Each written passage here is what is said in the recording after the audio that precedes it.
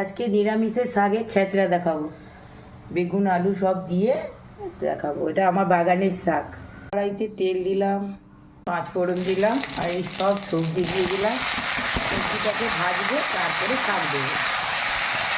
লবণ দিলাম, হলুদ, কাঁচা লঙ্কা দিয়ে ভাজা ভাজা করে তারপরে শাক দেবো। সবজিটা ভাজা ভাজা হয়ে গেল, এরপরে শাক দিয়ে দেবো। বন্ধুরা, এরকম আমি বেশি মশলা দিয়ে রান্না করি না, এরকম রান্না করে খেয়ে দেখবে, ভালোই লাগবে। একটু মজে যাক শাকগুলো। ঘরোয়া রান্না, শাকটা মজে গেল। ভালো লাগলে আমার সাবস্ক্রাইব করো। ঘরোয়া রান্না করি আমি, এত মশলা দিয়ে রান্না করি না। খেয়ে দেখবে বন্ধুরা, ভালোই লাগবে।